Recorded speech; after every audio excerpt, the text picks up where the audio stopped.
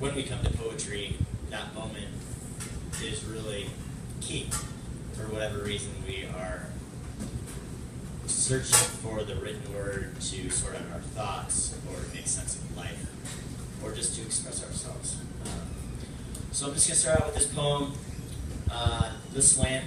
This is a thank you to everybody that read tonight.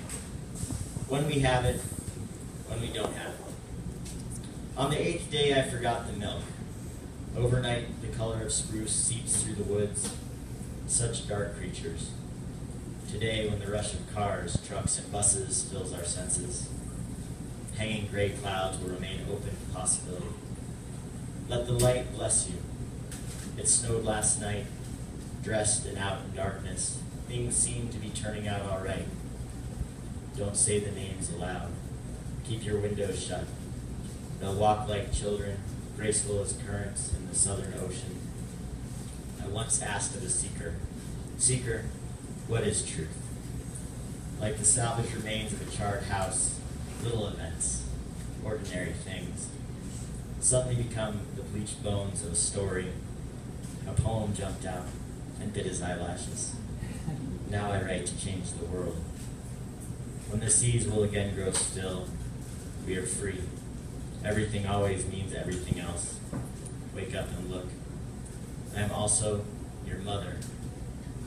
We're going on, seized by the gods. Magic is paying full attention to chance.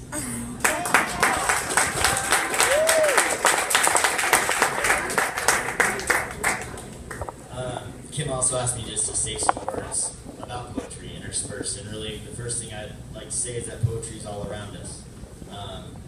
For me, in the process of writing, borrowing people's words, borrowing thoughts and ideas, there's so much beauty around us. I spent a lot of time in the summers as a fly fishing guide. The rivers are just full of it. I've always been really drawn to rivers. But also, if you look around Victoria's Cafe, right? We've got some sunshine hitting the cashier right there, striking him, just slapping him in the side of the face, right? There's poetry really everywhere.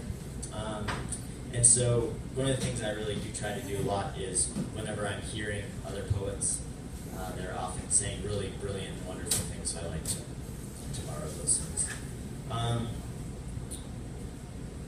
In memory of radio. This is by Leroy Jones, who later became Amiri Baraka. And I really have a lot of love for Kim Muso, and I just wanted to read this poem because it has Jack Kerouac in it. Did anybody here grow up on Lamont Cranston? Yeah. The Shadow? Oh, yeah. The Shadow? Throw your hand up if you grew up on The Shadow.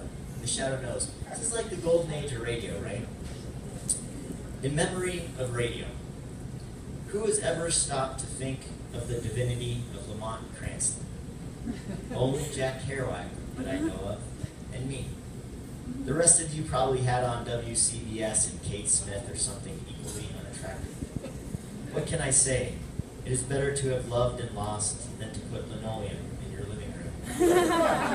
Am I a sage or something? Mandrake's hypnotic gesture of the week. Remember, I do not have the healing powers of Oral Roberts. I cannot, like F.J. Sheen, tell you how to get saved and rich. I cannot even order you to gas chamber Satori like Hitler or Goody Knight. And love is an evil word. Turn it backwards. See what I mean? An evil word. And besides, who understands it? I certainly wouldn't like to go out on that kind of limb. Saturday mornings we listened to Red Lantern and his Undersea Folk. At 11, let's pretend. And we did. And I, the poet, still do, thank God.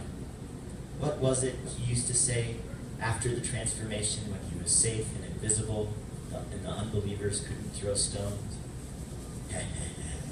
Who knows what evil lurks in the hearts of men? The Shadow knows. Oh yes he does. Oh yes he does. An evil world it is.